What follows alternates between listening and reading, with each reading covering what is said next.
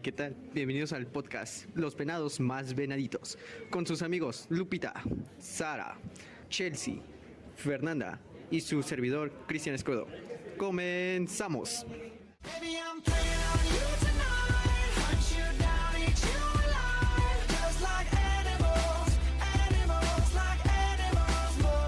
En la actualidad tenemos un vasto territorio, pero ¿qué pasaría si lo perdiéramos de la nada? Pues ya. Buena. ¿Qué haces? Supongo que buscaríamos alguna manera de recuperar nuestro territorio, ya sea con un levantamiento en armas o no. Mira, a ver. Podría ser con... Claro, lo natural sería entrar en conflicto, ¿no? Digo, ya teníamos... No, se podría llegar a acuerdos. O sea, A mí me gusta una reforma.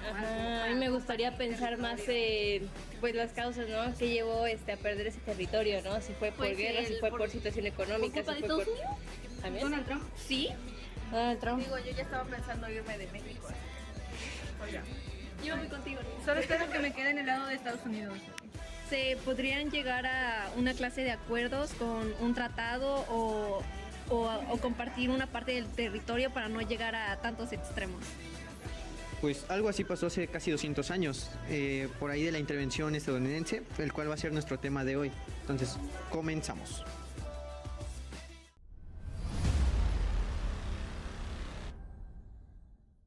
México, inicios de 1846. Muchos conflictos internos y poca organización en nuestro extenso país. ¿Tienes una idea sobre lo que hablaremos? Pues bueno, somos un podcast hablando sobre la intervención estadounidense de 1846.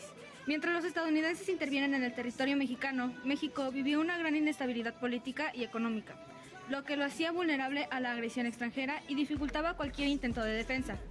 México sufría de una profunda inestabilidad institucional, con constantes cambios de gobierno y luchas entre facciones políticas, lo que debilitaba al país frente a las potencias extranjeras. Pero, ¿por qué México estaba vulnerable?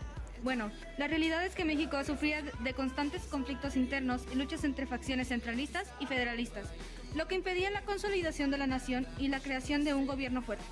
El gobierno federal tenía poca presencia militar en sus extensos territorios, lo que facilitó el avance de los colonos angloamericanos en Texas. Para ponernos más en contexto, estos son algunos puntos sobre lo que estaba pasando en México.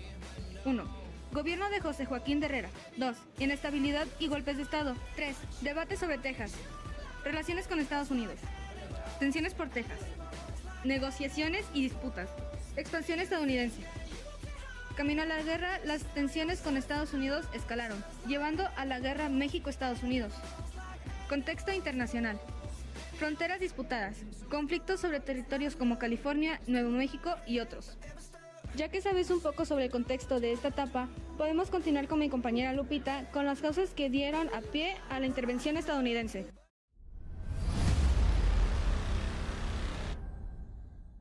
La Guerra México-Estados Unidos, que duró de 1846 a 1848, se produjo después de que una serie de acontecimientos políticos concretos encendieran un conflicto territorial. La anexión de Texas por parte de Estados Unidos y sus nada sutiles aspiraciones con respecto a la Alta California airaron a los mexicanos. El presidente de Estados Unidos, James Polk, ferviente defensor del destino manifiesto, provocó el conflicto con el envío de tropas a una región fronteriza en disputa. La guerra entonces podría haber sido evitada si México hubiera accedido a vender California a los Estados Unidos, pero hacerlo era insostenible debido a un punto de vista político. Así... Sí, claro. El país no estaba tan preparado para la guerra, pero tampoco estaba dispuesto a ceder su soberanía, ya que estaba debilitado por la inestabilidad, una crisis financiera y una división entre centralistas y federalistas, ¿cierto, Lupita? Así es. Como cualquier personaje, ¿no? Que está viendo que la tiene contra de Bien otaku, ¿eh?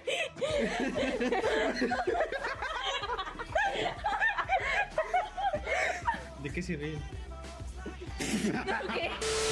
Siguiendo con el tema, hay tres factores que influyeron decisivamente en el conflicto. El primero fue la política expansionista de los Estados Unidos, que inició con la compra del territorio de Luisiana en 1803, así como la cesión de la península de Florida por parte de España entre 1819 y 1921. En segundo lugar, hay que mencionar la independencia de Texas. Ah, claro, Lupita, déjame decirme eso a mí. Según yo y mis datos, esta fue consumada en 1836 por rebeldes tejanos, creo, y voluntarios estadounidenses, apoyados por militares y económicamente por el gobierno norteamericano. ¿O tú qué opinas, Sara? Bueno, Cristian, más que nada me doy cuenta de todo el apoyo que necesitó Texas para realizar su independencia, porque te está mencionando militares y apoyo económico por parte del gobierno, y pues la verdad, siento que es mucho rollo. Sí, porque aparte de eso, Sara, me parece que en ese entonces Estados Unidos todavía no reconocía a México, ¿no? Era algo insignificante México para Estados Unidos, entonces era un problema todavía para ese entonces. Anuncio de un minuto. Ay, perdón. Es que...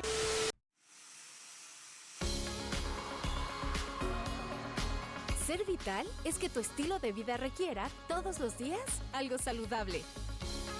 Como la nueva generación de panes Bimbo Vital, con frutas, sin colorantes y sin conservadores artificiales. Rico y natural es vital.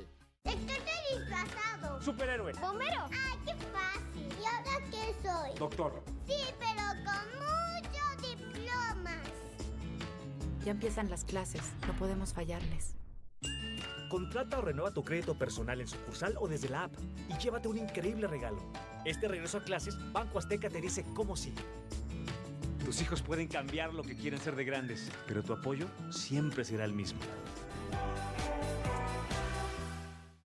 De vuelta de los anuncios, vamos a sumergirnos en la intervención estadounidense entre 1846 y 1848, para conocer quiénes estuvieron involucrados y cómo se desarrollaron los hechos que cambiaron la historia de México y Estados Unidos. En el lado estadounidense, el general Zachary Taylor y el general Winfield Scott lideraron las fuerzas en distintas etapas de la guerra. Taylor se hizo famoso por su victoria en la batalla de Buenavista, mientras que Scott fue clave en la toma de la Ciudad de México. Por su parte, México contó con el liderazgo del general Antonio López de Santana, un personaje destacado de la política nacional. Aunque sufrió derrotas importantes, su papel fue esencial para mantener la resistencia mexicana. Pero no todo fue ejército formal. Numerosos grupos de guerrilleros y líderes locales como Juan Álvarez y Mariano Paredes y Arrillaga jugaron un papel fundamental en la resistencia regional, luchando contra la ocupación estadounidense de manera valiente y decidida. La política también tuvo un rol central. En Estados Unidos, el presidente James K. Polk tomó la decisión de iniciar la guerra, mientras que en México, figuras como Valentín Gómez Faria y Mariano Otero estuvieron involucradas en la política interna y la diplomacia, intentando enfrentar la crisis desde distintos frentes.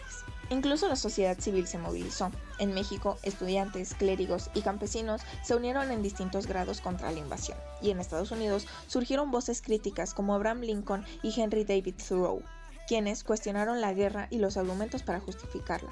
De hecho, el famoso movimiento de desobediencia civil de Thoreau es inspirado en parte en su oposición a este conflicto. Finalmente, la guerra llegó a su fin con la firma del Tratado de Guadalupe Hidalgo en 1848. Este acuerdo diplomático no solo puso fin a las hostilidades, sino también resultó en la cesión de una gran parte del territorio mexicano a Estados Unidos, incluyendo California, Nuevo México, Arizona y otros territorios, marcando un antes y un después en la historia de ambos países.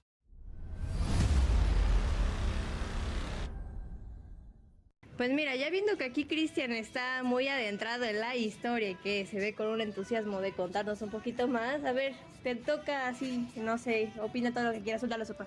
Gracias, Sara. Pero pues yo solo quiero comentar que ahora que ya conocemos a los protagonistas, vamos a adentrarnos un poco más en el desarrollo de la intervención. ¿Qué les parece? Dale.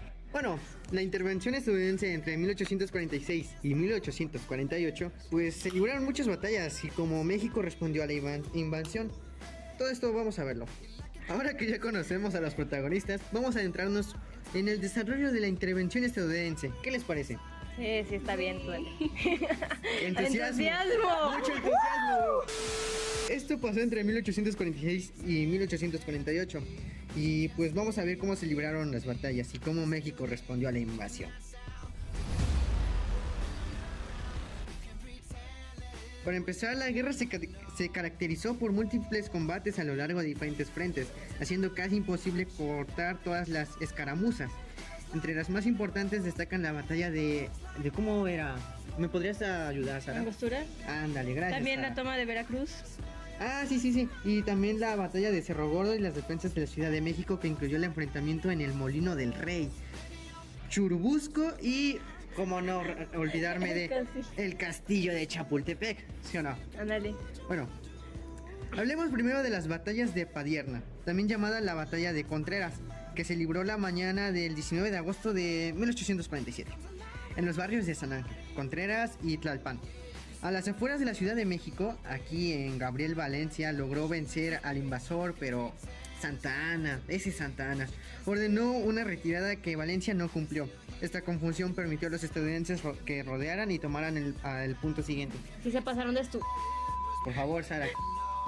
Al día siguiente, el 20 de agosto, se desarrolló la batalla de Churubusco, en el convento de Churubusco, claramente, ¿no?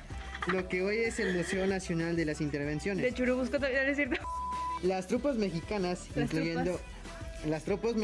incluyendo los batallones de Independencia, Bravo, fracciones de Tlalpan, Chilpancingo, Galeana y los cuerpos de Guardia Nacional de Hidalgo y Victoria, hicieron frente a los estadounidenses. Pues, como no, los mexicanos somos unos chingados.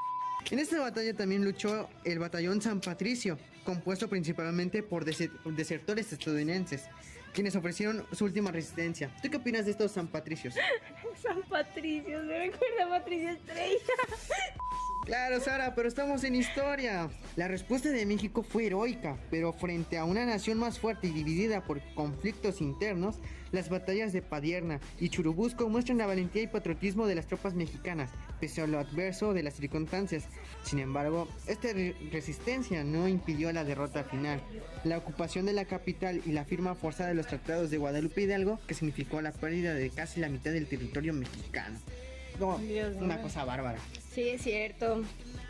Después de tantas batallas y de la caída de la Ciudad de México, llegó el momento de ver qué dejó esta guerra para nuestro país. Sí, y fíjate que no fueron buenas noticias. Tengo entendido que la firma del Tratado de Guadalupe Hidalgo en 1848 significó que pues México perdió casi la mitad de su territorio, incluyendo California, Nuevo México y Arizona. Imagínense eso, casi la mitad del territorio, no manches. Exacto, Sara. Igual, Lupita, gracias por tu aportación, pero yo creo que no solo fue territorio, la guerra dejó a México económicamente devastado y políticamente inestable. Las divisiones internas, no sé, se hicieron aún más evidentes. México ya estaba abajo. Pero no olvides que la sociedad mexicana tuvo que enfrentarse a una ocupación que afectó directamente a la población civil. Los grupos sociales que antes habían participado en la defensa como campesinos y estudiantes ahora debían reconstruir sus vidas en medio del caos. ¿Qué piensas de esto, Sara? No, pues, haz de cuenta que para Estados Unidos la guerra generó pues sus debates, ¿no? Figuras como Abraham Lincoln, yo creo que ya lo conocen, y Henry David, David Toreau, sepa cómo se pronuncia eso. Algo así.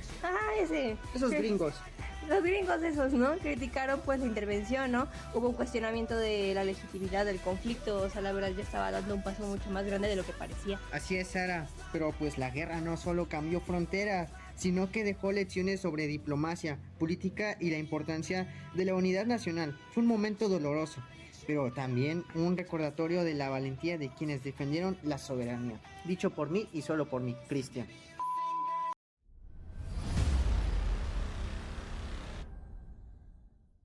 Pues miren, ahora que hemos visto cómo se desarrollaron las batallas y la resistencia mexicana, es momento de analizar las consecuencias de la intervención estadounidense en el periodo de 1846 a 1848. Cabe aclarar que esta guerra no solo marcó un antes y un después de la historia de México, sino que dejó lecciones dolorosas y profundas para la nación. En primer lugar, el golpe más evidente que me gustaría aclarar de la pérdida territorial con la firma del Tratado de Guadalupe Hidalgo en 1848, México dejó... No te preocupes, Sara.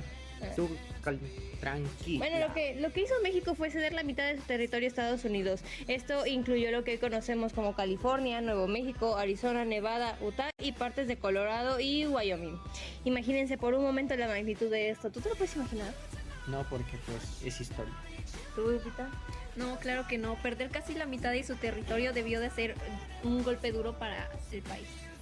Pues sí, un país pierde casi la mitad de su extensión y con ello valiosos recursos naturales, en este caso pues tierras productivas y rutas estratégicas. La verdad fue un impacto económico y estratégico enorme, que México tardó años en asimilar y superar. Creo que hasta la fecha todavía siguen dolidos por la pérdida de Texas. Claro, Sara, pero pues la economía mexicana también sufrió gravemente un pago severo, ¿no?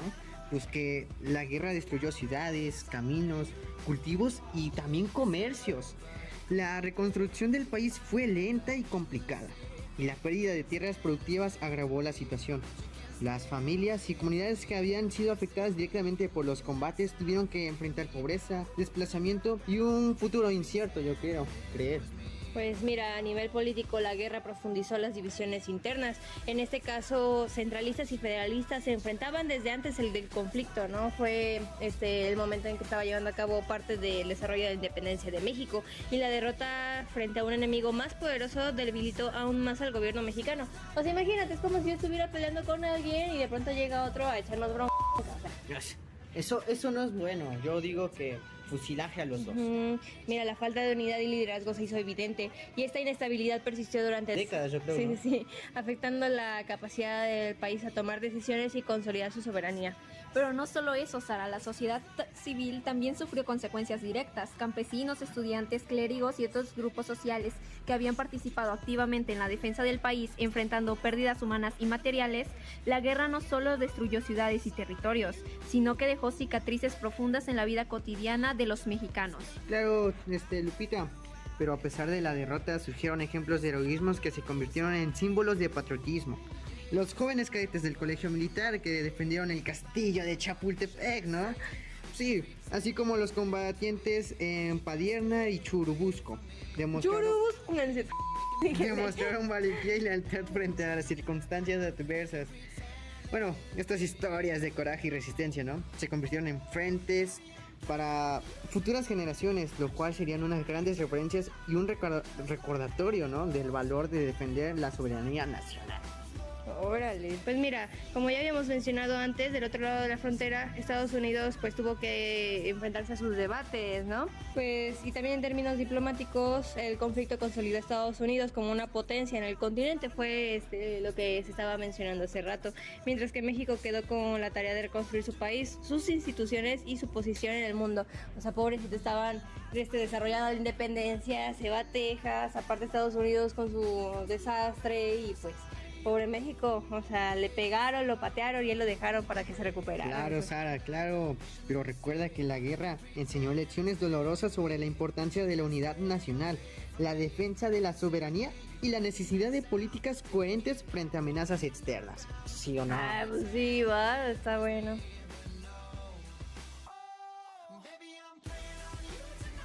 Pues mira, ahora como parte de nuestras conclusiones, pues tenemos claro después de esta pequeña charla, que México era un cabrón. Ay, cállate, estoy hablando yo. Como un... Perdóname, Sara, perdóname. Prosigue. Pues sí, hablamos de que fue un proceso muy largo, ¿no? O sea, no solo se vieron involucrados todos los personajes y las decisiones que tuvo que enfrentar México, o sea, Estados Unidos realmente tuvo su participación, porque fue nuevo territorio para ellos, y es algo que hasta la fecha creo que sigue generando polémicas. Claro, pero ante todo esto siempre debemos recordar el papel crucial que tiene nuestro país ante la consolidación de otros como lo son Estados Unidos, pues gracias a nuestro país él pudo adquirir más territorio. Sí, pero yo solo puedo decir una cosa. Estados Unidos nos la...